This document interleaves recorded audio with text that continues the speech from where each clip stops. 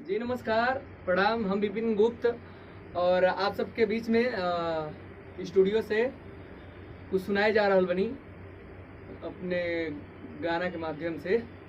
आप लोग सुनी और देखी।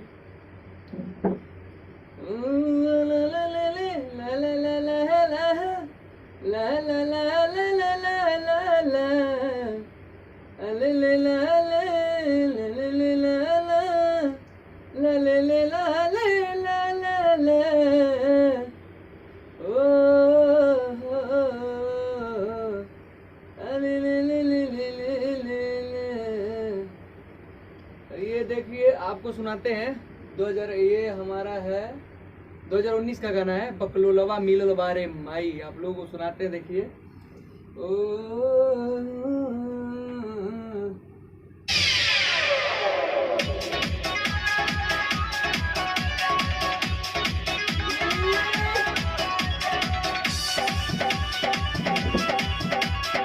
Presented by Amrita Music.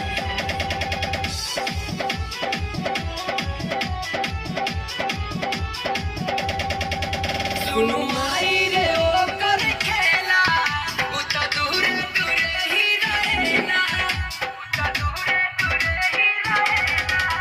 सुनु माई रे ओ कर खेला उता दूरे दूरे ही रहना। फिर नहीं सोते दूर वो हटे के तनो कहिले उपाई।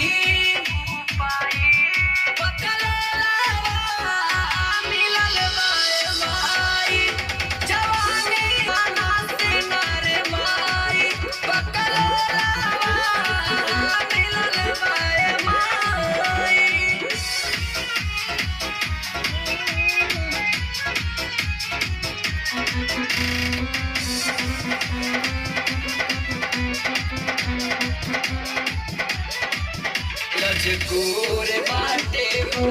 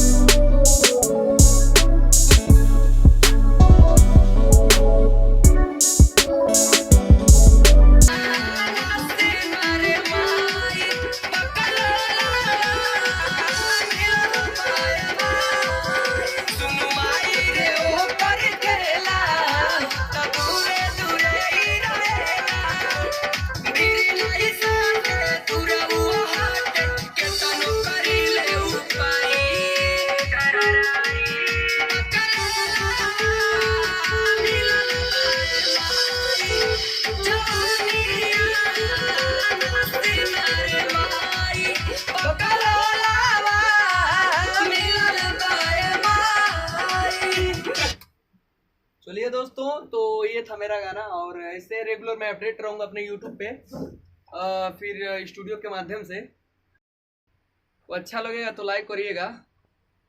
तो हमारे चैनल पे नए होगा तो हमारे चैनल को सब्सक्राइब कर लीजिएगा और बेल आइकन को प्रेस कर लीजिए।